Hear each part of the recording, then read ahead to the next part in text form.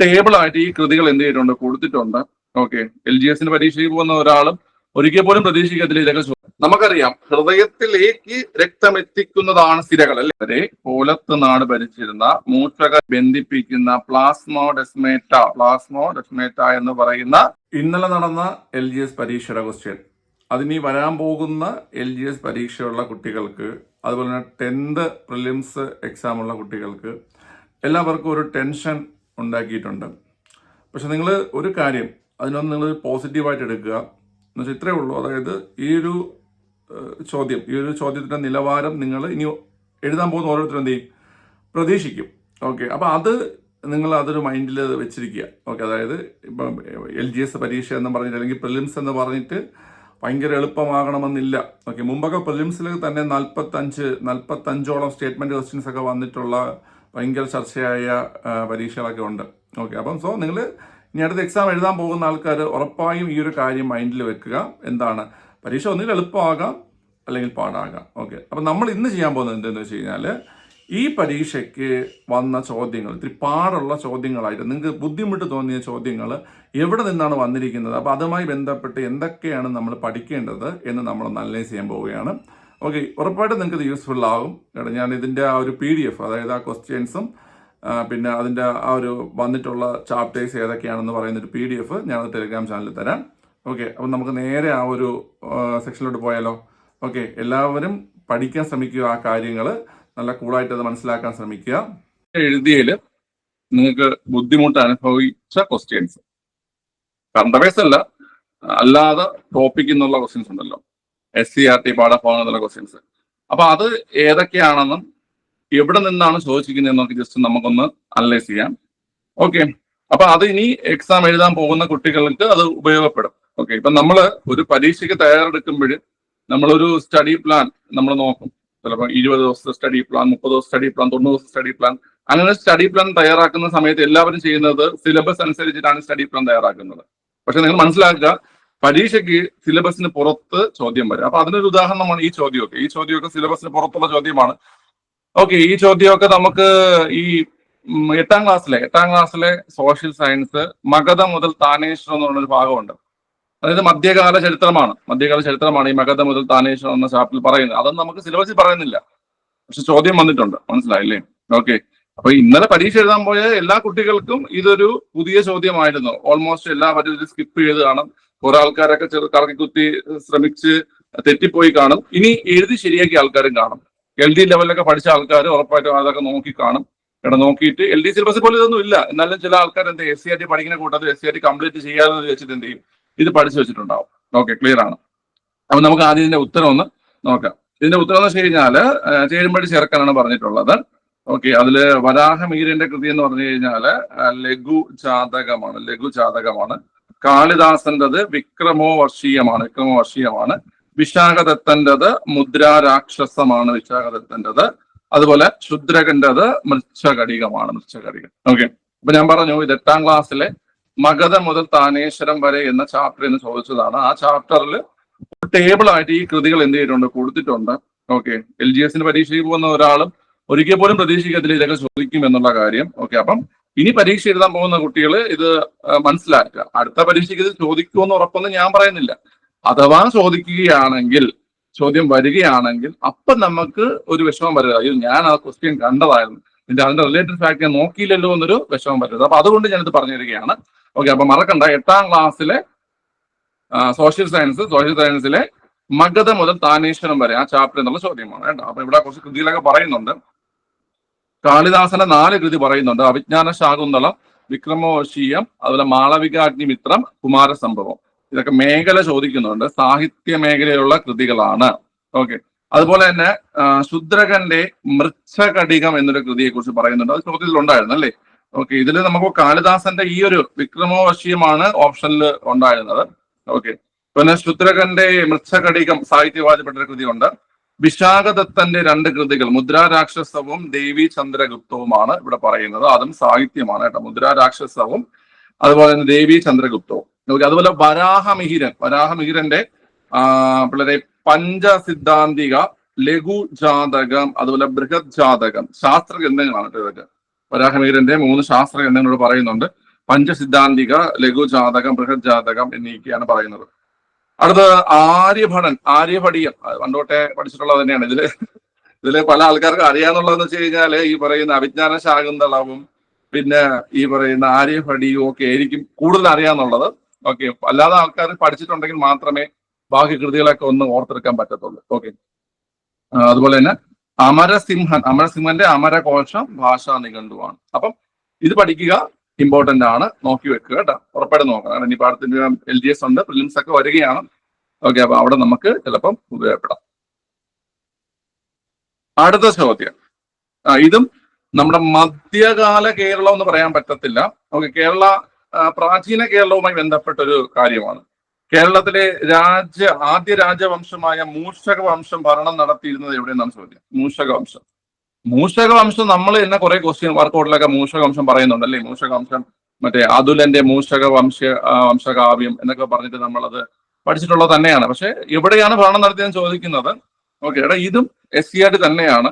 ഇത് SCERT 9ാം ക്ലാസ്സിൽ കേരളം 8ാം നൂറ്റാണ്ട് മുതൽ 18ാം നൂറ്റാണ്ട് വരെ എന്നൊരു ഭാഗമുണ്ട് കേട്ടോ. പുതിയ SCERT ഉണ്ടാകുന്ന എനിക്ക് അറിയത്തില്ല, പഴയ SCERT ഉള്ളത്. 8ാം നൂറ്റാണ്ട് മുതൽ 18ാം നൂറ്റാണ്ട് വരുന്ന ചാപ്റ്ററിൽ, ആ ചാപ്റ്ററിൽ നിന്നുള്ള ചോദ്യമാണ് കോലത്ത് നാടാണ് ആൻസർ ആയിട്ടാണ്. ഓക്കെ, അപ്പൊ ഞാനൊരു ടേബിൾ കാണിച്ചു തരാം. ടേബിള് ഓക്കെ, മൂഷകവംശ കാവ്യത്തെ കുറിച്ച് പറയുന്നുണ്ട്. മൂഷകവംശ കാവ്യം രചിക്കപ്പെട്ട നൂറ്റാണ്ട് അല്ലെങ്കിൽ കാലഘട്ടം 11ാം നൂറ്റാണ്ട്. ഇത് ചോദിച്ചിട്ടുണ്ടേ, 11ാം നൂറ്റാണ്ടിലാണ് മൂഷകവംശ കാവ്യം എന്ത് ചെയ്ത് രചിക്കപ്പെട്ടത്. അത് നോക്കി വെച്ചോണം. ഓക്കെ, ഇവിടെ നോക്കി, 6ാം നൂറ്റാണ്ട് മുതൽ 11ാം നൂറ്റാണ്ട് വരെ കോലത്ത് നാട് ഭരിച്ചിരുന്ന മൂഷക രാജവംശത്തിന്റെ രാമഘടൻ മുതൽ ശ്രീകണ്ഠൻ വരെയുള്ള 119ഓളം രാജാക്കന്മാരുടെ ഭരണകാലമാണ് മൂഷക വംശകാവ്യത്തിൽ വിവരിക്കുന്നത്. ഓക്കെ, അപ്പൊ ഇവിടെ നിന്നാണ് എടുത്തിട്ടിരിക്കുന്നത് കോലത്ത് നാട്.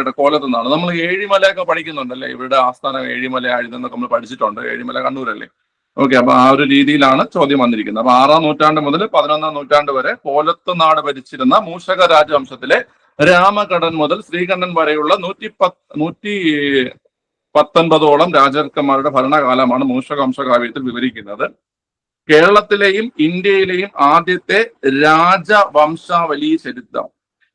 ഇതേ ഈ ഒരു സാധനം ചോദിച്ചിട്ടുണ്ട്, പ്രിലിംസിനൊക്കെ വന്നിട്ടുണ്ട് കേട്ടോ. ആദ്യത്തെ രാജവംശാവലി ചരിത്രം ഏതെന്നും പറഞ്ഞിട്ട് സ്റ്റേറ്റ്മെന്റ് ആയിട്ടൊക്കെ തന്നെ വന്നിട്ടുണ്ട്. അപ്പൊ അതും ആ ഒരു പോയിന്റ് ഓർത്ത് വെച്ച് വേണം. മൂഷകവംശകാവ്യമാണ് അടുത്ത്. മൂഷകവംശകാവ്യം രചിച്ചത് അതുലനാണ് മൂഷകവംശകാവ്യം രചിച്ചത്.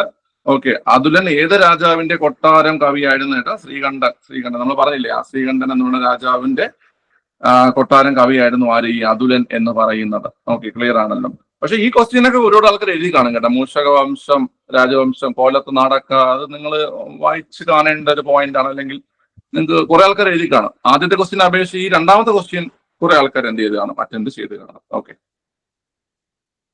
അടുത്ത ചോദ്യം, സസ്യകോശങ്ങളിൽ തൊട്ടടുത്ത കോശങ്ങളെ ബന്ധിപ്പിക്കുന്ന കോശദ്രവ്യ പാതയെ എന്നാണ് ചോദ്യം. സസ്യകോശങ്ങളിൽ തൊട്ടടുത്ത കോശങ്ങളെ ബന്ധിപ്പിക്കുന്ന കോശദ്രവ്യ പാത എന്നാണ് ചോദ്യം. ഓക്കെ, ഇതിൽ നമുക്ക് വേണമെങ്കിൽ ഓപ്ഷൻ നോക്കിയിട്ട് നമുക്ക് എന്ത് ചെയ്യാം, ഓപ്ഷൻ നോക്കിയിട്ട് നമുക്ക് എഴുതാം. പക്ഷെ ഒരു ക്വസ്റ്റ്യൻ പേപ്പർ ആദ്യം കാണുന്ന സമയത്ത് അതൊരു ഇമ്പോർട്ടന്റ് ഘടകമാണ്. നമ്മുടെ ആദ്യത്തെ ക്വസ്റ്റ്യനുകൾ എങ്ങനത്തെയാണെന്നുള്ളത് ഒരു വളരെ ഇമ്പോർട്ടന്റ് ആയിട്ടുള്ള ഘടകമാണ്. നമ്മളിപ്പം ഇത് ഓപ്പൺ ചെയ്ത് നോക്കുന്ന സമയത്ത് നമ്മൾ ആദ്യം കാണുമല്ലോ, അതായത് നമ്മൾ ഈ ബെല്ലടിക്കുന്നു, 10 മിനിറ്റ് എന്തോ ടൈം ഉണ്ടല്ലേ, ആ 10 ടൈം കഴിഞ്ഞതിന് ശേഷം നമ്മളത് ഓപ്പൺ ചെയ്ത് നോക്കുമ്പോൾ നമ്മൾ ആദ്യം കാണുന്ന ക്വസ്റ്റ്യൻസും നമ്മുടെ അവിടെയാണ് നമ്മുടെ ആ ഒരു മാനസിക നിലയിൽ ഉണ്ടാകുന്ന മാറ്റം. മനസ്സിലായില്ലേ? ചിലപ്പം കോൺഫിഡന്റ് ആയിട്ട് വരുന്ന ഒരാള് ആ സമയത്ത് ചിലപ്പോൾ അയാളുടെ കോൺഫിഡൻസ് നഷ്ടപ്പെടാം. മനസ്സിലായില്ലേ? പിന്നെ ചിലപ്പോൾ ഡൗൺ ആയി വരുന്ന ഒരാൾ, ഓക്കെ എനിക്കൊന്നും അറിഞ്ഞും പറഞ്ഞിട്ട് പോകുന്ന ആൾ ചിലപ്പോൾ ഓപ്പൺ ചെയ്ത് നോക്കുമ്പോൾ ആ ഫസ്റ്റ് ഇതിൽ കാണുന്ന ആൾ ക്വസ്റ്റ്യൻസ് അയാൾക്ക് അറിയാവുന്നതായിരിക്കും. അപ്പൊ അയാൾ ചിലപ്പോൾ എന്ത് ചെയ്യും, കത്തിക്കയറും. മനസ്സിലായില്ലേ? അപ്പൊ ഇതൊക്കെ സംഭവിക്കുന്നത് ഈ പറയുന്ന ആ ഒരു ആദ്യത്തെ ആ ഒരു പേജ് വായിക്കുമ്പോഴാണ്. പിന്നെ ചില ആൾക്കാരുണ്ട് ഇങ്ങനെ പൊക്കി നോക്കും, നമ്മൾ മണ്ടേറ്റിട്ടുണ്ട്, ഇങ്ങനെ പൊക്കി നോക്കുമ്പോൾ കാണുന്ന ക്വസ്റ്റ്യൻസ്, അതായത് നമ്മളിങ്ങനെ പൊക്കി നോക്കുമ്പോൾ അടിയിലും മുകളിൽ ഓരോ ക്വസ്റ്റ്യൻ ഇങ്ങനെയൊക്കെ നമ്മൾ ചരിച്ചൊക്കെ നോക്കുമ്പോൾ കാണാൻ പറ്റും. അപ്പൊ അങ്ങനെ കാണുന്ന ക്വസ്റ്റ്യൻസും ചിലപ്പം പൊക്കി നോക്കുമ്പോൾ ആദ്യം കാണുന്ന ക്വസ്റ്റ്യൻ തന്നെ ചിലപ്പോൾ അറിയാവുന്നതാണെങ്കിൽ നമുക്കൊരു കോൺഫിഡൻസ് ഫീൽ ഉണ്ടാവും. ഓക്കെ, അറിഞ്ഞുമാത്രമാണെങ്കിൽ പോയി, എന്റെ പരീക്ഷ പോയി എന്നൊരു ഫീൽ വരും. ഓക്കെ, അപ്പൊ ഞാൻ ഈ പറഞ്ഞ കാര്യം നിങ്ങളുടെ മൈൻഡിൽ ഉണ്ടാകണം. മനസ്സിലായില്ലേ? ചിലപ്പം നമ്മൾ ഫസ്റ്റ് പേജിൽ മാത്രമായിരിക്കും നമുക്ക് അറിഞ്ഞുവാത്ത ഭാഗങ്ങൾ വരുന്നത്. മനസ്സിലായില്ലേ? അത് ശേഷം അങ്ങോട്ട് പോയി നിനക്ക് ധാരാളം ക്വസ്റ്റ്യൻസ് നമുക്ക് അറിയാവുന്നതായിരിക്കും. ഓക്കെ, എടാ നിങ്ങള് ഒരു പരീക്ഷയ്ക്ക് പോകുമ്പം നിങ്ങൾ പ്രതീക്ഷിച്ച് പോകണം, എളുപ്പമാവാനും പാടാവാനും. മനസ്സിലായി? രണ്ടും സാധ്യതയുണ്ട് കേട്ടോ, രണ്ടും സാധ്യതയുണ്ട്. അങ്ങനെ എന്ന് ചിന്തിച്ചു പോകണം. ഇപ്പൊ LGS പരീക്ഷ ആയതുകൊണ്ട് അത് എളുപ്പമാകും എന്ന് ചിന്തിച്ചു പോകുന്ന ആൾക്കാർക്ക് ഇന്നലത്തെ ക്വസ്റ്റ്യനിൽ എന്ത് ചെയ്യും? വീണു പോകും. മനസ്സിലായില്ലേ? അല്ലാത്തവര് അവർക്ക് അറിയാവുന്നത് എഴുതി മാർക്ക് സ്കോർ ചെയ്യും. മനസ്സിലായില്ലേ? ഇന്നലത്തെ ക്വസ്റ്റ്യൻ നോക്കുകയാണെങ്കിൽ നമുക്ക് എളുപ്പമുള്ള കുറെ ക്വസ്റ്റ്യൻസ് ഉണ്ട്. അതുകൊണ്ടാണ് കുറെ ആൾക്കാർ ഈ ക്വസ്റ്റ്യൻസ് കണ്ടിട്ട് പരീക്ഷ എളുപ്പമെന്ന് പറയുന്നത്. ഞാൻ പറഞ്ഞില്ലേ, എളുപ്പമുള്ള കുറെ ക്വസ്റ്റ്യൻസ് ഉണ്ട്. പക്ഷെ അതിന്റെ ആ എളുപ്പമുള്ള ക്വസ്റ്റ്യൻ കൊണ്ട് മാത്രം നമുക്ക് എഴുതി കയറാൻ പറ്റുമോ എന്ന് കേട്ട് കഴിഞ്ഞാൽ പറ്റത്തില്ല. നമുക്ക് ആ പാടുള്ള ക്വസ്റ്റ്യൻസും കുറെയൊക്കെ നമ്മൾ അറ്റൻഡ് ചെയ്താൽ മാത്രമേ നമുക്ക് എഴുതി കയറാൻ പറ്റത്തുള്ളൂ. ഓക്കെ, അപ്പൊ ഞാൻ പറഞ്ഞു വെച്ച് കഴിഞ്ഞാൽ ഇത് നമുക്ക് ഓപ്ഷൻ നോക്കിയിട്ട് നമുക്ക് വേണമെങ്കിൽ പ്ലാസ്മോഡെസ്മേറ്റ എന്ന് എഴുതാം. കാരണം ബാക്കിയുള്ള കോശദ്രവ്യം, അന്തർദ്രവ്യജാലിക, പ്ലാസ്മ സ്തരമൊക്കെ നമുക്ക് അറിയാം. അതൊക്കെ ഒരു കോശത്തിനുള്ളിൽ വരുന്ന കാര്യങ്ങളാണ്. ഈ അന്തർദ്രവ്യജാലിക പലർക്കും ഡൗട്ട് വരുമായിരിക്കും. പാത എന്ന് കാണുമ്പോഴേ, അത് നമ്മൾ കോശത്തിലെ സഞ്ചാരപാത, കോശത്തിന്റെ അസ്ഥികൂടം എന്നൊക്കെ പറഞ്ഞിട്ട് നമ്മൾ ഈ അന്തർദ്രവ്യജാലിക അല്ലെങ്കിൽ എൻഡോപ്ലാസ്മിക് റെറ്റിക്കുലത്തെ നമ്മൾ പഠിക്കുന്നുണ്ട്. ഓക്കെ, ഇതുകൊണ്ട് ഇത് പലർക്കും ഡൗട്ട് വരും. പക്ഷെ ആൻസർ ഓപ്ഷൻ സി, പ്ലാസ്മോഡെസ്മേറ്റയാണ്. ഓക്കെ, എടാ ഇത് പുതിയ SCRT ഉണ്ട് കേട്ടാ. പുതിയ SCRT അതിനെ കുറിച്ച് പറയുന്നുണ്ട് കേട്ടാ. അതായത് ഇവിടെ പറയുന്നുണ്ട് സസ്യകോശങ്ങളെ കുറിച്ചാണ് പറയുന്നത്. കണ്ട, ബാഹ്യ പരിസ്ഥിതിയിൽ നിന്ന് പദാർത്ഥങ്ങൾ വിവിധ മാർഗങ്ങളിലൂടെയാണ് കോശദ്രവ്യത്തിലേക്ക് പ്രവേശിക്കുന്നത്. ബാഹ്യ പരിസ്ഥിതിയിൽ നിന്ന് പദാർത്ഥങ്ങൾ വിവിധ മാർഗങ്ങളിലൂടെയാണ് കോശദ്രവ്യത്തിലേക്ക് പ്രവേശിക്കുന്നത്. അതായത് ഈ കോശഭിത്തിയിലൂടെ, കോശങ്ങൾക്കിടയിലുള്ള സ്ഥലത്തിലൂടെ, അതുപോലെ തൊട്ടടുത്ത കോശങ്ങളെ ബന്ധിപ്പിക്കുന്ന പ്ലാസ്മോഡെസ്മേറ്റ എന്ന് പറയുന്ന കോശദ്രവ്യപാതകളിലൂടെ, എന്നുവെച്ചാൽ ഈ ബാഹ്യ പരിസ്ഥിതി ഉദ്ദേശിക്കുന്നത് ഒരു കോശത്തിന്റെ ബാഹ്യ പരിസ്ഥിതി, അതാണ് ഉദ്ദേശിക്കുന്നത്. അപ്പൊ അതിൽ നിന്നും ഈ പദാർത്ഥങ്ങൾ കോശങ്ങളിലേക്ക് എങ്ങനെ പ്രവേശിക്കുന്നു എന്നാണ് പറയുന്നത് കേട്ടോ. ഓക്കെ, അപ്പൊ അതാണ് ഈ ഒരു പോയിന്റ് കൊടുത്തിട്ടുള്ളത്. അതിൽ നിന്നാണ് ആ ചോദ്യം എടുത്തിരിക്കുന്നത്. പ്ലാസ്മോഡെസ്മേറ്റ എന്ന ഭാഗം എന്ത് ചെയ്തിട്ടുള്ളത്? ചോദിച്ചിരിക്കുന്നത്. ഓക്കെ, അടുത്ത് ഒരു കോശത്തിൽ നിന്ന് മറ്റൊന്നിലേക്ക് പ്ലാസ്മ സ്ഥലത്തിലൂടെ, ഒരു കോശത്തിൽ നിന്ന് മറ്റൊന്നിലേക്ക് പ്ലാസ്മ സ്ഥലത്തിലൂടെ, ഓക്കെ എന്നും പറഞ്ഞ് എന്ത് ചെയ്തിട്ടുണ്ട്? കൊടുത്തിട്ടുണ്ട്. ഓക്കെ, ക്ലിയർ ആണല്ലോ. അപ്പൊ ആ ഒരു പോയിന്റ് ശ്രദ്ധിക്കുക. തൊട്ടടുത്ത കോശങ്ങളെ ബന്ധിപ്പിക്കുന്ന കോശദ്രവ്യ പാത ഏന്ന് കേട്ട് കഴിഞ്ഞാൽ പ്ലാസ്മോഡെസ്മേറ്റയാണ് കേട്ടോ. ഓക്കെ, അപ്പൊ അത് ഇമ്പോർട്ടന്റ് ആയിട്ടുള്ള ക്വസ്റ്റ്യൻ ആയിരുന്നു. അപ്പൊ ഈ ഒരു പോർഷൻ നിങ്ങൾ വായിച്ചു വെച്ചോണം. ഓക്കെ, വായിച്ച് മനസ്സിലായിക്കോണം കേട്ടോ. ഓക്കെ, ചോദ്യം വന്നാൽ നമുക്ക് എഴുതാൻ പറ്റണം. ഓക്കെ, അടുത്ത ചോദ്യം പോർട്ടൽ സർക്കുലേഷനുമായി ബന്ധപ്പെട്ടതാണ്. താഴെ പറയുന്നവയിൽ പോർട്ടൽ സിരയുമായി ബന്ധമുള്ള പ്രസ്താവനകൾ ഏതെല്ലാം എന്നാണ് ചോദ്യം. ഓക്കെ, ഈ ഒരു ചോദ്യത്തില് നമുക്കൊരു വെട്ടിക്കളി നടത്താൻ പറ്റുമായിരുന്നു. അതായത് നമുക്ക് ഓപ്ഷൻ വെട്ടാൻ പറ്റുമായിരുന്നു. അതായത് ആ ഒന്നാമത്തെ സ്റ്റേറ്റ്മെന്റ് നോക്കി, ഹൃദയത്തിലേക്ക് ഓക്സിജൻ അടങ്ങിയ രക്തം വഹിക്കുന്നു. നമുക്കറിയാം സിരകൾ വഹിക്കുന്നത് അശുദ്ധ രക്തമാണെന്ന് അറിയാം. ഒരേ ഒരു സിര മാത്രമേ ശുദ്ധരക്തം വഹിക്കുന്നുള്ളൂ. വളരെ അശുദ്ധ രക്തം എന്ന് പറഞ്ഞു കഴിഞ്ഞാൽ അതിൽ കാർബൺ ഡൈ ഓക്സൈഡ് ആയിരിക്കും അടങ്ങിയിരിക്കുന്നത്. ശുദ്ധരക്തം എന്ന് പറഞ്ഞാൽ അതിൽ അടങ്ങിയിരിക്കുന്നത് ഓക്സിജൻ ആണ്. അതായത് ഓക്സിജൻ അടങ്ങിയ ശുദ്ധരക്തം വഹിക്കുന്ന ഒരേ ഒരു സിര എന്ന് പറഞ്ഞു കഴിഞ്ഞാൽ അത് പൾമനറി വെയിൻ ആണ്, അല്ലെങ്കിൽ ശ്വാസകോശ സിരയാണ്. ഇവിടെ നമുക്ക് പറയുന്നത് പോർട്ടൽ സിരയെ കുറിച്ചാണ്. അപ്പൊ ഹൃദയത്തിലേക്ക് ഓക്സിജൻ അടങ്ങിയ രക്തം വഹിക്കുന്ന സിര അത് ശ്വാസകോശ സിരയാണ്. അപ്പൊ അത് നമുക്ക് അങ്ങ് വെട്ടിക്കളയാം. വെട്ടിക്കളഞ്ഞതിന് ശേഷം നമുക്ക് ആ അതായത് ഒന്നുള്ള ഓപ്ഷൻസ് നമുക്ക് വെട്ടിക്കളയാം. അതായത് ഈ എ വെട്ടിക്കളഞ്ഞു, നമ്മള് ഡിയും വെട്ടിക്കളഞ്ഞു. എയും ഡിയും നമുക്ക് വെട്ടിക്കളയാൻ പറ്റി. ഇനി ബാക്കിയുള്ള ഇപ്പൊ രണ്ട് ഓപ്ഷനിലേക്ക് നമുക്ക് എത്താൻ പറ്റി കേട്ടോ. ഇനി ബാക്കിയുള്ള പോയിന്റ് ഒക്കെ വായിച്ചെടുക്കാൻ പറ്റിയിരുന്നെങ്കിൽ നമുക്ക് എന്ത് ചെയ്യാൻ പറ്റും? ഇതിന്റെ ആൻസർ എഴുതായിരുന്നു. അതായത് നമുക്ക് ഈ രണ്ട് ഓപ്ഷൻ നമുക്ക് എന്ത് ചെയ്യാൻ പറ്റി? വെട്ടിക്കളയാൻ പറ്റി. കാരണം നമ്മുടെ ഒരു ബേസിക് ആയിട്ടുള്ള അറിവ് വെച്ചിട്ട് മനസ്സിലായ. ബാക്കിയുള്ളത് നോക്കാം. അവയവങ്ങളിൽ നിന്ന് അവയവങ്ങളിലേക്ക് രക്തം വഹിക്കുന്നു, അത് ശരിയാണ്. പോർട്ടൽ സിരകളിൽ അവയവങ്ങളിൽ നിന്ന് അവയവങ്ങളിലേക്കാണ് രക്തം വഹിക്കുന്നത്, അത് ശരിയായിട്ടുള്ള ഒരു പോയിന്റ് ആണ്. ഓക്കെ, അതുപോലെ ഫാറ്റി ആസിഡ്, ഗ്ലിസറോൾ എന്നീ പോഷക ഘടകങ്ങളെ ഹൃദയത്തിൽ എത്തിക്കുന്നു. ഓക്കെ, അത് എന്താണെന്ന് ഞാൻ താഴോട്ട് പറഞ്ഞുതരാമേ. ഇത് നിങ്ങൾക്ക് പഠിക്കാനുള്ള സാധനം തന്നെ. ഫാറ്റി ആസിഡ്, ഗ്ലിസറോൾ എന്നീ പോഷകഘടകങ്ങൾ ഹൃദയത്തിൽ എത്തിക്കുന്നു. പക്ഷെ അത് പോർട്ടൽ സിരയുമായി ബന്ധപ്പെട്ടതല്ല. പക്ഷെ നിങ്ങൾക്ക് ഇത് പഠിക്കാനുണ്ട്, മനസ്സിലായി, പഠിക്കാനുണ്ട്. ഞാൻ അവിടെ പറഞ്ഞുതരാം. അടുത്ത്, പോഷക ഘടകങ്ങളെ വില്ലസിൽ നിന്നും കരളിൽ എത്തിക്കുന്നു. ഓക്കെ, അതും ശരിയാണ്. ഓക്കെ, അപ്പൊ അതായത് രണ്ടാമത്തെയും നാലാമത്തെയാണ് ശരി. അപ്പൊ ആൻസർ ഏതാണ്ടാ? ആൻസർ ഓപ്ഷൻ ബി ആയിരുന്നു. ഓക്കെ, ഇത് LD ലെവലിലൊക്കെ പഠിച്ചിട്ടുള്ള പിള്ളേർക്ക് എഴുതാൻ പറ്റും. എന്നുവെച്ചാൽ 9ാം ക്ലാസ്സിലാണ്, 9ാം ക്ലാസ്സിലുള്ളതാണ് ഈ പറയുന്ന പോർട്ടൽ സർക്കുലേഷനെ കുറിച്ച്. ഓക്കെ, LD ലെവലൊക്കെ പഠിച്ചിട്ടുള്ളവർക്ക് എഴുതാൻ പറ്റത്തുള്ളൂ. അല്ലാത്തവർ കൂടുതലാക്കും സ്കിപ്പ് അടിച്ച് കാണും. കൂടുതൽ ഒന്നാമത് സ്റ്റേറ്റ്മെന്റും കൂടെയാണ്, അതുകൊണ്ട് എന്ത് ചെയ്താണ്, സ്കിപ്പ് അടിച്ച് കാണും. ഓക്കെ, നമുക്ക് നോക്കാം എവിടെന്നാ ചോദ്യം വന്നിരിക്കുന്നത്. ഇവിടെ പറയുന്നുണ്ട്, അതായത് 9ാം ക്ലാസ് SCRT പറയുന്നുണ്ട്, പോർട്ടൽ സിരകളെ കുറിച്ച് പറയുന്നുണ്ട്, പോർട്ടൽ വെയിൻസ്. ഓക്കെ, ചില സിരകൾ ഹൃദയത്തിലേക്ക് നേരിട്ട് രക്തം എത്തിക്കുന്നതിന് പകരം, നമുക്കറിയാം ഹൃദയത്തിലേക്ക് രക്തം എത്തിക്കുന്നതാണ് സിരകൾ, അല്ലെ? ഹൃദയത്തിലേക്ക് രക്തം എത്തിക്കുന്നതാണ് സിരകൾ. ഹൃദയത്തിൽ നിന്നും രക്തം കൊണ്ടുപോകുന്നതാണ് ധമനികൾ. ഹൃദയത്തിൽ നിന്നും രക്തം കൊണ്ടുപോകുന്നതാണ് ധമനികൾ എന്ന് പറയുന്നത്. അപ്പൊ ചില സിരകൾ ഹൃദയത്തിലേക്ക് നേരിട്ട് രക്തം എത്തിക്കുന്നതിന് പകരം അവയവങ്ങളിൽ നിന്നും അവയവങ്ങളിലേക്ക് രക്തത്തെ വഹിക്കുന്നു. അപ്പൊ ആ ഫസ്റ്റ് പോയിന്റ് നടക്കുന്നുണ്ട്, അല്ലെ? അവയവങ്ങളിൽ നിന്നും അവയവങ്ങളിലേക്ക് രക്തത്തെ വഹിക്കുന്നു. ഇത്തരം സിരകളാണ് പോർട്ടൽ സിരകൾ. ഇത്തരം സിരകളാണ് പോർട്ടൽ സിരകൾ. ഓക്കെ, അടുത്ത്, ചെറുകുടലിൽ നിന്നും രക്തത്തിലേക്ക് ആഗിരണം ചെയ്യപ്പെടുന്ന പോഷക ഘടകങ്ങളെ കരളിലെത്തിക്കുന്ന ഹെപ്പാറ്റിക് പോർട്ടൽ സിര ഇതിന് ഉദാഹരണമാണ്. ഓക്കെ, നമ്മൾ പറഞ്ഞു, നമ്മൾ ആ ക്വസ്റ്റ്യൻ എന്താ ഉണ്ടായിരുന്ന പിള്ളേരെ കണ്ട, പോഷക ഘടകങ്ങളെ വില്ലസിൽ നിന്നും കരളിലെത്തിക്കുന്നു. പോഷക ഘടകങ്ങളെ വില്ലസിൽ നിന്നും എന്ത് ചെയ്യുന്നുണ്ട്, കരളിലെത്തിക്കുന്നു. അപ്പൊ നമ്മളെ ചെറുകുടലല്ലേ ഈ വില്ലസ് ഉള്ളത്. ഓക്കെ, അപ്പൊ ചെറുകുടലിൽ നിന്നും രക്തത്തിലേക്ക് ആഗിരണം ചെയ്യപ്പെടുന്ന പോഷക ഘടകങ്ങളെ കരളിലെത്തിക്കുന്ന ഹെപ്പാറ്റിക് പോർട്ടൽ സിര ഇതിന് ഉദാഹരണമാണ്. അതായത് പോർട്ടൽ സിരയിൽ തന്നെ ഈ പറയുന്ന ഹെപ്പാറ്റിക് പോർട്ടൽ സിര എന്ന് പറയുന്നത് ഈ പോർട്ടൽ സിരയ്ക്ക് ഉദാഹരണം എന്നാണ് പറയുന്നത്. ഓക്കെ, അപ്പൊ നമുക്ക് ഈ ഒരു പോർഷൻ എന്ന് പറഞ്ഞാൽ ചോദ്യം എന്ത് ചെയ്തിട്ടുള്ളത്, കിട്ടിയിട്ടുള്ളത്, ഒന്ന് വായിച്ചു വെക്കുക, പോർട്ടൽ സിര.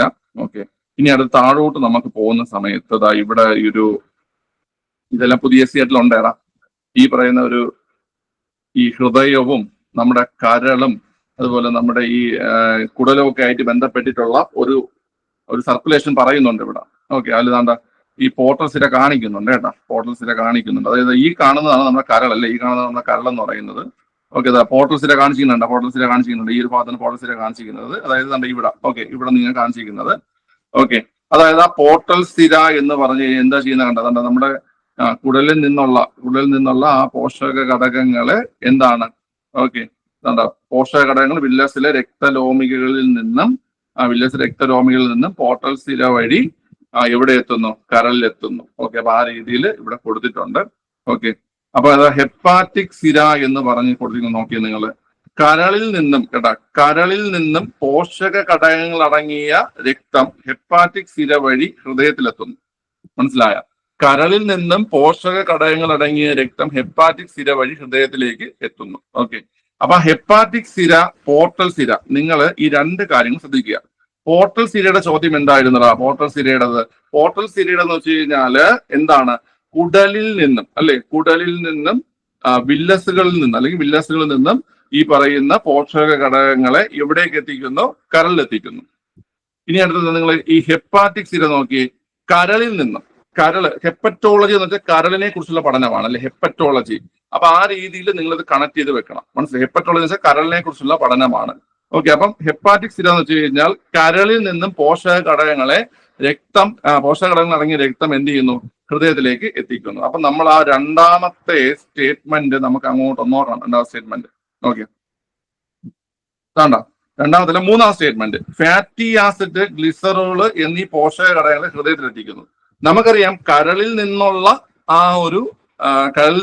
ആ ഒരു പോഷക ഘടകങ്ങൾ, അതായത് ഫാറ്റി ആസിഡ്, ഗ്ലിസറോള്, കൊഴുപ്പ് ഏറ്റവും ഒടുവിലായിട്ട് മാറുന്ന രൂപമാണ് ഈ ഫാറ്റി ആസിഡ്, ഗ്ലിസറോൾ എന്ന് പറയുന്നത്. മനസ്സിലായില്ലേ? ഇപ്പൊ നമ്മൾ കഴിക്കുന്ന മാംസ്യം ഏറ്റവും ഒടുവിൽ എന്തായി മാറും, അമിനോ ആസിഡായി മാറും, അല്ലെ? മാംസ്യം ഏറ്റവും ഒടുവിൽ അമിനോ ആസിഡായി മാറും. ഓക്കെ, അതുപോലെ തന്നെ നമ്മൾ കഴിക്കുന്ന ധാന്യകം എന്തായിട്ടാണ് മാറുന്നത്, അത് കാർബോഹൈഡ്രേറ്റ് ഗ്ലൂക്കോസ്, ഫ്രക്ടോസ്, ഗാലക്ടോസ് എന്നീ ഫോമിലേക്ക് മാറും. ഫാറ്റി ആസിഡ്, ഗ്ലിസറോൾ എന്ന് പറഞ്ഞു കഴിഞ്ഞാൽ നമ്മുടെ ഈ കൊഴുപ്പിന്റെ ഏറ്റവും അവസാനത്തെ ശേഷിപ്പുകളാണ് ഫാറ്റി ആസിഡ്, ഗ്ലിസറോൾ എന്ന് പറയുന്നത്. ഓക്കെ, പിന്നെ അപ്പൊ ഈ പറയുന്ന പോഷക ഘടകങ്ങൾ ഹൃദയത്തിലേക്ക് എത്തിക്കുന്നത് ആരെന്ന് കേട്ട് കഴിഞ്ഞാൽ അതുപോലെ ഹെപ്പാറ്റിക് സിരയാണ്, ഹെപ്പാറ്റിക് സിര. ഓക്കെ, അപ്പം വളരെ മറക്കണ്ട. ഓക്കെ, ഈ രണ്ട് കാര്യങ്ങളും വളരെ ഇമ്പോർട്ടന്റ് ആണ്. ഇതിന്റെ PDF ഞാൻ നിങ്ങൾക്ക് ടെലഗ്രാം ചാനലിൽ തന്നിരിക്കും. നിങ്ങൾ ടെലഗ്രാം ചാനലിൽ നിന്ന് എടുത്തിട്ട് നിങ്ങൾക്ക് ആവശ്യമുള്ള പോയിന്റിൽ എന്ത് ചെയ്യുക, വായിച്ച് പഠിക്കുക, എഴുതി വെക്കുക. ഓക്കെ, എന്തെങ്കിലും കൺഫ്യൂഷൻ ഉണ്ടെങ്കിൽ നിങ്ങൾ ഇതിന്റെ വീഡിയോ താഴെ ചോദിച്ചാൽ മതി. ഞാൻ അടുത്ത വീഡിയോ ചെയ്യുമ്പോൾ കുറച്ചുകൂടി ക്ലിയർ ആയിട്ട് എന്ത് ചെയ്യാം, ചെയ്തുതരാം. ഓക്കെ, അടുത്ത ചോദ്യം. ചുവടെ നൽകിയിരിക്കുന്നവയിൽ ചെറുകുടലുമായി യോജിച്ച പ്രസ്താവന നേടുക എന്നതാണ്. ഓക്കെ, അത് അത്യാവശ്യം പാടുള്ള ക്വസ്റ്റ്യൻ ഒന്നും അല്ല, എന്നാലും പലർക്കും ചെറിയ ബുദ്ധിമുട്ട് ഫീൽ ചെയ്ത് കാണും. ഓക്കെ, നമുക്കറിയാം ഇത് ഞാൻ ക്വസ്റ്റ്യൻ വർക്കൗട്ട് ഞാൻ ഉള്ള കാര്യം പറഞ്ഞുതരാം. എന്റെ ചാനലില് ഒരു സാധനം LGS ഫൈനൽ റിവിഷൻ എന്ന് പറഞ്ഞിട്ട് ഒരു പ്ലേലിസ്റ്റ് ഉണ്ട്. ആ പ്ലേലിസ്റ്റ് നന്നായിട്ട് റെഫർ ചെയ്തിട്ടുണ്ടെങ്കിൽ നിങ്ങൾക്ക് ഇന്നലെ നടന്ന പരീക്ഷയിൽ ധാരാളം ചോദ്യങ്ങൾ നിങ്ങൾക്ക് എഴുതാൻ പറ്റുമായിരുന്നു. ഓക്കെ, വെറുതെ പറയണല്ലോ, നിങ്ങൾക്ക് വേണമെങ്കിൽ എടുത്ത് നോക്കാം, ആ പ്ലേലിസ്റ്റ് എടുത്ത് നോക്കാം. അതിൽ പഠിച്ചിട്ട് പോയ കുട്ടികൾക്ക് ധാരാളം ക്വസ്റ്റ്യൻസ് കിട്ടിയിട്ടുണ്ട്. ഓക്കെ, അപ്പൊ അതിൽ ഈ ക്വസ്റ്റ്യനൊക്കെ ഞാൻ അതിൽ എക്സ്പ്ലെയിൻ ചെയ്തിട്ടുള്ളതാണ്. ഈ പറയുന്ന ഈ ക്വസ്റ്റ്യനൊക്കെ മുകളിലോട്ടുള്ള ക്വസ്റ്റ്യൻ ഞാൻ പറയുകയാണ്, അത് ഞാൻ അവിടെ എക്സ്പ്ലെയിൻ ചെയ്തിട്ടില്ല. ഓക്കെ, കാരണം ഞാൻ പ്രതീക്ഷിച്ചില്ല അത്രത്തോളം കാര്യങ്ങൾ കയറി വരുമെന്ന്. ഓക്കെ, പക്ഷെ LD ക്ലാസ്സുകളിൽ ഞാൻ എന്ത് ചെയ്തിട്ടുണ്ടായിരുന്നു, പോർട്ടൽ സിര അതൊക്കെ ഞാൻ എടുത്തു കൊടുത്തിട്ടുണ്ടായിരുന്നു. പോർട്ടൽ സിരയും മറ്റുമൊക്കെ എടുത്തു കൊടുത്തിട്ടുണ്ടായിരുന്നു. മറ്റേ കൃതികള് ഞാൻ LDക്ക് എടുത്തു കൊടുത്തിട്ടില്ല, ഇതിനും എടുത്തു കൊടുത്തിട്ടില്ല. ഉള്ളത് പറയാലോ, കാരണം പ്രതീക്ഷിക്കുന്നില്ലല്ലോ. നമ്മൾ എന്തിന് വെറുതെ സമയം കളയുന്നതാണ് ചിന്തിക്കുന്നത്. ഇത്രയും ചോദ്യം കയറി വരുമ്പോഴല്ലേ നമ്മൾ അതിനെക്കുറിച്ച് എന്ത് ചെയ്യുന്നത്, പഠിക്കുന്നത്. പിന്നെ മറ്റത് മൂഷകാംശമൊക്കെ എന്ത് ചെയ്തിട്ടുണ്ട്, നമ്മൾ എടുത്തിട്ടുണ്ട്. മോഡൽ ക്വസ്റ്റ്യൻ ആയിട്ടൊക്കെയും അല്ലാതെ ഈ പ്രീവിയസ് ആയിട്ടൊക്കെ വന്നപ്പോഴൊക്കെ ഈ എടുത്തിട്ടുണ്ട്. ഓക്കെ, ശരി. അപ്പൊ നിങ്ങൾ ഇനി പരീക്ഷ എഴുതാൻ പോകുന്ന ആൾക്കാർ താല്പര്യം ഉണ്ടെങ്കിൽ ആ പ്ലേലിസ്റ്റ് ചെക്ക് ചെയ്തിട്ട് അതിൽ വരുന്ന പ്രീവിയസ് ക്വസ്റ്റ്യൻ ഒക്കെ നിങ്ങൾക്ക് ചെയ്ത് നോക്കാം, നിങ്ങൾക്ക് അത് യൂസ്ഫുൾ ആവും. ഓക്കെ, ശരി. അവിടെ ഇവിടെ ചുവടെ നൽകിയിരിക്കുന്നവയിൽ ചെറുകുടലുമായി യോജിച്ച പ്രസ്താവന അല്ലെങ്കിൽ പ്രസ്താവന തിരഞ്ഞെടുക്കുകയാണ് പറഞ്ഞിട്ടുള്ളത്. ആഹാരത്തിലെ പോഷക ഘടകങ്ങൾ രക്തത്തിലേക്ക് ആഗിരണം ചെയ്യപ്പെടുന്ന ഭാഗം ശരിയാണ്. ഓക്കെ, വില്ലസുകൾ കാണപ്പെടുന്നു. ചെറുകുടൽ, അത് സ്ഥിരം ചോദിക്കുന്ന ഒരു ചോദ്യമാണ്. ചെറുകുടലിൽ വില്ലസുകൾ കാണപ്പെടുന്നു. ഓക്കെ, അടുത്ത് ജലവും ലവണവും ആഗിരണം ചെയ്യപ്പെടുന്ന ഭാഗം. ജലവും ലവണങ്ങളും ആഗിരണം ചെയ്യപ്പെടുന്ന ഭാഗം എന്ന് പറഞ്ഞു കഴിഞ്ഞാൽ അത് വൻകുടലാണ്. അതായത് ഇവിടെ ആൻസർ ഓപ്ഷൻ സി ആണ്. 1, 2 ആണ് ആൻസർ ആയിട്ട് വരേണ്ടത്. ജലവും ലവണങ്ങളും ആഗിരണം ചെയ്യപ്പെടുന്ന ഭാഗം വൻകുടലാണ്.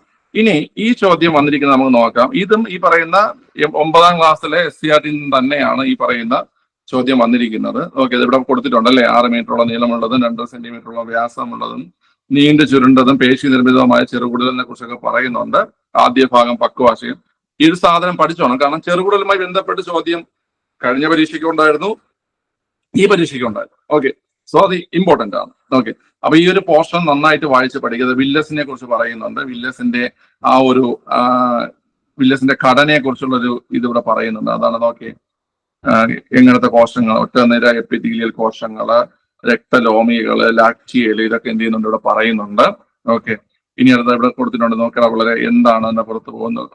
അതായത് ഈ ഒരു ധമനീശാഖ വില്ലസിലേക്ക് പ്രവേശിച്ച് ലോമികകളെ രൂപപ്പെടുത്തുന്നു. ഓക്കെ, ലോമികൾ കൂടി ചെന്ന് സിരയായി പുറത്തു പോകുന്നു.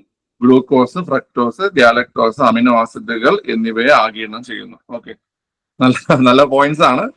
എഴുതി പഠിക്കുക കേട്ടോ. ഈ ഒരു പോയിന്റ് ഒക്കെ ജസ്റ്റ് ഒന്ന് നോട്ട് ചെയ്ത് വെക്കുക. ചോദ്യം വന്നു കഴിഞ്ഞാൽ നല്ല ചോദ്യമായിരിക്കും. നിങ്ങൾക്ക് അത് അറ്റൻഡ് ചെയ്താൽ നിങ്ങൾക്ക് ഒരു ബാക്കിയുള്ളവരെ അപേക്ഷിച്ച് അഡ്വാൻറ്റേജ് നിങ്ങൾക്ക് കിട്ടും. ഇങ്ങനത്തെ ക്വസ്റ്റ്യൻ അറ്റൻഡ് ചെയ്യുമ്പോൾ നമുക്ക് അഡ്വാൻറ്റേജ് ആണ്. ഓക്കെ, ഇന്നലത്തെ കറണ്ട് ബേസിൽ തന്നെ നമ്മൾ നോക്കുകയാണെങ്കിൽ മറ്റേ ഈ കഴുകന്റെ ചോദ്യമൊക്കെ ഉണ്ടല്ലോ, ഹിമാലയൻ വത്സന്റെ ചോദ്യമൊക്കെ.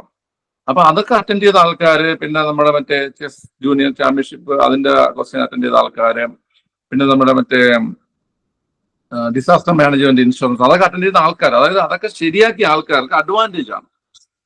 മനസ്സിലായില്ലേ? അതൊക്കെ ഏതെങ്കിലും രീതിയിലൊക്കെ എവിടെയും വായിച്ച് ഓർമ്മ വെച്ചിട്ടോ അല്ലെങ്കിൽ ഏതെങ്കിലും രീതിയിൽ കറക്കി കുത്തിയൊക്കെ ശരിയാക്കിയ ആൾക്കാരുണ്ടെങ്കിൽ അതൊക്കെ അഡ്വാൻറ്റേജ് ആണ്. മനസ്സിലായില്ലേ വളരെ? ഓക്കെ, കഴുകന്റെ ചോദ്യമൊക്കെ എന്ന് പറഞ്ഞു കഴിഞ്ഞാൽ ഇത്രയും ആലോചിച്ചാൽ മതി. സ്വന്തം വീട്ടിലെ കോഴി മുട്ടയിട്ട ഇല്ലെന്ന് നമുക്കറിയാൻ വയ്യില്ലേ. അപ്പോഴാണ് ഏതോ ഒരു കഴുകന്റെ പ്രജനനം എന്നൊക്കെ പറഞ്ഞ ചോദ്യം വന്നിരിക്കുന്നത്. നല്ല ദേശീയ വിഷമമൊക്കെ വന്നതാണ് ക്വസ്റ്റ്യൻ കണ്ടപ്പോൾ. ഓക്കെ, അപ്പൊ ഞാൻ അതാ പറയാം, ഇങ്ങനത്തെ കാര്യങ്ങൾ നോക്കി വെക്കുക. ഇതൊക്കെ ചോദിച്ചാൽ നിങ്ങൾക്ക് അഡ്വാൻറ്റേജ് ആണ്. ഓക്കെ, കൂളായിട്ട് പഠിക്കുക. ഞാൻ ആദ്യം പറഞ്ഞതൊക്കെ നിങ്ങൾ വെറുതെ ഇരുന്ന് ടെൻഷൻ അടിച്ചു കഴിഞ്ഞാൽ ഈ ഒരു ആഴ്ച നിങ്ങൾക്ക് റിവിഷൻ ചെയ്യേണ്ട പ്രധാനപ്പെട്ട പോർഷൻ നോക്കാൻ പറ്റാതായി പോകും. ഓക്കെ, സോ അതിന്റെ വഴിക്ക് വിടുക. നിങ്ങളെ കൊണ്ട് പറ്റുന്ന നിങ്ങൾ റിവിഷൻ ചെയ്യുക, എന്നിട്ട് നന്നായിട്ട് പോയി എഴുതാൻ ശ്രമിക്കുക. Okay, manage stress. അതായത് നിങ്ങൾ ആ ഒരു എക്സാം സ്ട്രെസ് ഒന്ന് മാനേജ് ചെയ്താൽ കുറച്ചുകൂടെ ഒക്കെ നിങ്ങൾക്ക് എഴുതാൻ പറ്റും. ഓക്കെ, ശരി. അപ്പൊ ഇത് ഒന്ന് പഠിക്കുമല്ലോ, വായിച്ച് പഠിച്ചോണേ. ഏതെങ്കിലും പോർഷൻ എക്സ്പ്ലെയിൻ ചെയ്ത് തരണമെന്നുണ്ടെങ്കിൽ പറഞ്ഞാൽ മതി, ഞാനത് എക്സ്പ്ലെയിൻ ചെയ്ത് തരാം പിന്നീട്. ഓക്കെ, വർക്കൗട്ടിന് ഇടയ്ക്കിലൊക്കെ എപ്പോഴെങ്കിലും. ഓക്കെ, ക്വസ്റ്റ്യൻ വർക്കൗട്ട് ചെയ്യുമ്പോഴേ നമുക്ക് ബാക്കി ക്വസ്റ്റ്യൻ വർക്കൗട്ടൊക്കെ ഉണ്ട്, അപ്പൊ ഞാൻ എടുത്ത് തരാം.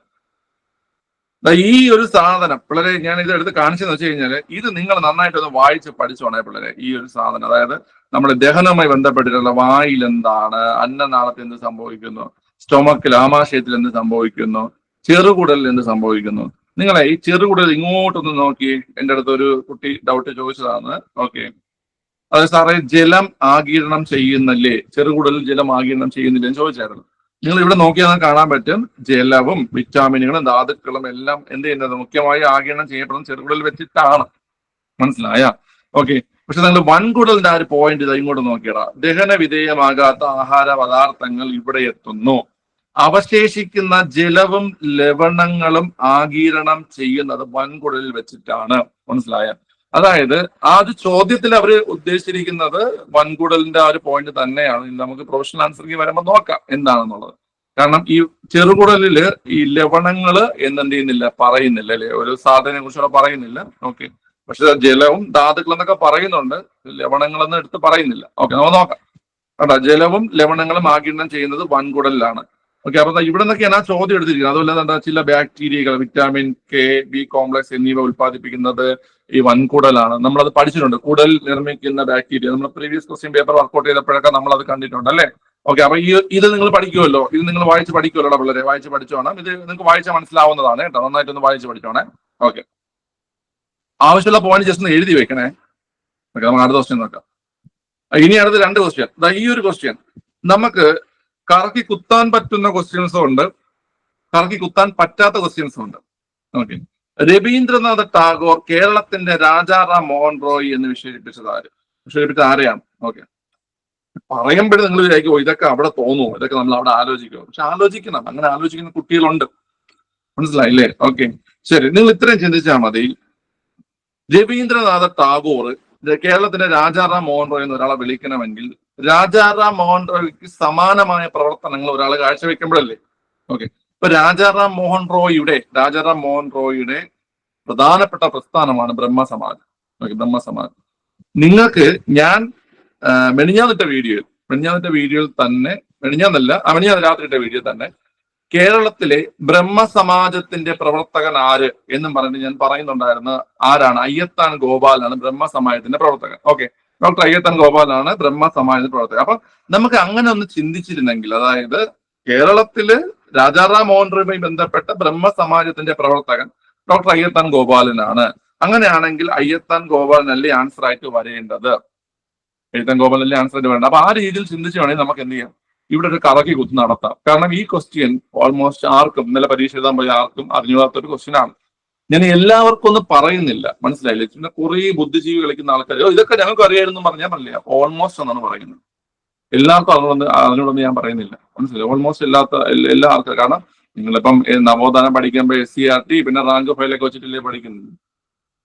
റാങ്ക് ഫയൽ ഞാൻ ഉള്ള കാര്യം പറഞ്ഞപ്പോൾ ഈ SCRT ബേസ്ഡ് എന്ന് പറഞ്ഞിറങ്ങുന്ന റാങ്ക് ഫയലിൽ പോലും പ്രധാനപ്പെട്ട SCRT കണ്ടന്റ് ഒന്നും ഇല്ല. ഓക്കെ, ക്ലിയർ ആണ്. നിങ്ങളത് അതുകൊണ്ട് റാങ്ക് ഫയൽ മാത്രം കൊണ്ടുള്ള പഠനം നിങ്ങൾക്ക് ഉപയോഗപ്പെടത്തില്ല ഒരിക്കലും. നിങ്ങൾ മുന്നോട്ട് ഇനി ഏത് പരീക്ഷയ്ക്ക് പഠിച്ചാലും ശരി, റാങ്ക് ഫയൽ മാത്രം വാങ്ങിച്ച് നിങ്ങൾ പഠിക്കുകയാണെങ്കിൽ നിങ്ങൾക്ക് അത് യൂസ്ഫുൾ ആകത്തില്ല. നിങ്ങൾ നല്ലൊരു SCRT കണ്ടന്റ് ഉള്ള ടെക്സ്റ്റ് ആണ് വാങ്ങേണ്ടത്. അതായത് SCRT പാഠഭാഗങ്ങൾ, അതല്ലെങ്കിൽ നിങ്ങൾ SCRT എടുത്ത് പഠിക്കണം. SCRT നമുക്ക് സമഗ്രയിൽ നിന്ന് നമുക്ക് ഡൗൺലോഡ് ചെയ്തെടുക്കാൻ പറ്റും. ഓക്കെ, അത് എടുത്തിട്ട് നമുക്ക് എന്ത് ചെയ്യാൻ പറ്റും, പഠിക്കാൻ പറ്റും. ഓക്കെ, ഇനി അടുത്ത പിള്ളേരെ നമുക്ക് അടുത്ത ക്വസ്റ്റ്യൻ. ഓക്കെ, അപ്പൊ ഇതിന്റെ ആൻസർ അയ്യത്താൻ ഗോപാൽ. അപ്പൊ മറക്കണ്ട, നമ്മൾ പഠിച്ചിട്ടുണ്ട് ഈ പറയുന്ന കേരളത്തിലെ ബ്രഹ്മസമാജത്തിന്റെ പ്രവർത്തകൻ അയ്യത്താൻ ഗോപാലനാണ്. തിയോസഫിക്കൽ സൊസൈറ്റിയുടെ പ്രവർത്തകൻ, മലബാറിലെ തിയോസഫിക്കൽ സൊസൈറ്റിയുടെ പ്രവർത്തകൻ മഞ്ചേരി രാമയ്യർ ആണ്. അതുപോലെ തന്നെ നമ്മുടെ ഹോം റൂൾ പ്രസ്ഥാനത്തിൻ്റെത് KP കേശവ മേനോനാണ്. ഇതൊക്കെ നമ്മൾ എന്ത് ചെയ്തിട്ടുള്ളതാണ്, പഠിച്ചിട്ടുള്ള പോയിന്റ് തന്നെയാണ്. ഓക്കെ, അത് ഓർത്തിരിക്കുക കേട്ടോ. ഓക്കെ, ഇനി ഈ ക്വസ്റ്റ്യൻ ഞാൻ എടുത്തത് നിങ്ങൾക്ക് അറിഞ്ഞൂടാ അല്ലെങ്കിൽ പാടാ അങ്ങനെയൊന്നും അല്ല. ഈ ക്വസ്റ്റ്യന്റെ ഒരു പ്രത്യേകത വെച്ച് കഴിഞ്ഞാല് ഈ ക്വസ്റ്റ്യനില് വർഷം മാറി കിടക്കുകയാണ്. പക്ഷെ ഈ ക്വസ്റ്റ്യൻ ഡിലീറ്റ് ആവുകയാണെങ്കിൽ പഠിച്ച ഒരുപാട് കുട്ടികൾക്ക് അതൊരു ദ്രോഹമായി. കാരണം നന്നായിട്ട് പഠിച്ചിട്ടുള്ള ആൾക്കാർ, ഈ കുറിച്യൽ കലാപവുമായിട്ട് ബന്ധപ്പെട്ടിട്ട് പഠിച്ചിട്ടുള്ള ആൾക്കാർക്ക് ഇത് അറ്റൻഡ് ചെയ്യാൻ പറ്റി കാണും. അതായത് ബ്രിട്ടീഷുകാർ അമിത നികുതി ചുമത്തി, നികുതി പണമായി അടയ്ക്കാൻ നിർബന്ധിച്ചത്, അതുപോലെ നികുതി അടയ്ക്കാൻ കഴിയാത്തവരുടെ കൃഷിഭൂമി ബ്രിട്ടീഷുകാർ പിടിച്ചെടുത്തത്. അതായത് 1, 2, 3. ഓക്കെ, അതായത് ഓപ്ഷൻ ഡി ആണ് ആൻസർ. ഇത് 3 ശരിയാണ്. ഓക്കെ, അതുകൊണ്ട് ഇത് ശരിയായ ആൾക്കാരുണ്ടാവും. അപ്പൊ നിങ്ങളെ ചലഞ്ച് ചെയ്യാൻ നിൽക്കുന്ന ആൾക്കാർ ദയവ് ചെയ്ത് ഈ ക്വസ്റ്റ്യൻ ചലഞ്ച് ചെയ്യാതിരുന്നു കഴിഞ്ഞാൽ നല്ലതാണ്. ഇപ്പം നമ്മൾ അങ്ങനെ ചിന്തിക്കരുത്, നമുക്ക് കിട്ടാത്തത് ആർക്കും കിട്ടരുതെന്ന് ചിന്തിക്കരുത്. കാരണം ഈ ഇപ്പൊ ചലഞ്ച് വന്നില്ലെങ്കിൽ ഇത് ആൻസർ എടുക്കൂടാ. ചലഞ്ച് വന്നില്ലെങ്കിൽ ഇത് ആൻസർ എടുക്കും. തെറ്റായ, അതായത് ഈ വർഷമൊക്കെ ടൈപ്പ് ചെയ്ത് മാറിപ്പോയ ക്വസ്റ്റ്യൻ ഒക്കെ PSC ആൻസർ എടുത്തിട്ടുണ്ട്. മനസ്സിലായില്ലേ? കാരണം ചലഞ്ച് വരാത്തത് കൊണ്ടാണ്. നമ്മൾ പ്രീവിയസ് ക്വസ്റ്റ്യൻ പേപ്പറൊക്കെ നോക്കുമ്പോൾ കണ്ടിട്ട് ഞാൻ പറഞ്ഞിട്ടുണ്ട്, അതായത് ഈ ക്വസ്റ്റ്യന്റെ ആൻസർ ഇതല്ല. അതായത് നമ്മുടെ ഭരണഘടനാ നിർമ്മാണ സഭയുടെ ആദ്യ സമ്മേളനം 1949 ഡിസംബർ 6 എന്നും പറഞ്ഞ ഡിസംബർ 9 എന്നും പറഞ്ഞിട്ടൊക്കെ ഒരു ഓപ്ഷൻ ഉണ്ടായിരുന്നു ആദ്യ സമ്മേളനം. എനിക്ക് തോന്നുന്നത് ഒരു വുമൺസ് അസിസ്റ്റന്റ് പ്രിസൺ ഓഫീസർ കഴിഞ്ഞ വർഷം നടന്നു എഴുതുന്നുണ്ട്. പക്ഷെ അത് ഫൈനൽ ആൻസർ അത് ആൻസർ ആയിട്ട് എടുത്തു. കാരണം എന്ന് വെച്ച് കഴിഞ്ഞാൽ അതിൽ ചലഞ്ച് വന്ന് കാണത്തില്ല. ഓക്കെ, അത് പ്രിന്റിംഗ് മിസ്റ്റേക്ക് ആണ്, ടൈപ്പിംഗ് മിസ്റ്റേക്ക് ആണ്, അത് മനസ്സിലാക്കിയിട്ട്.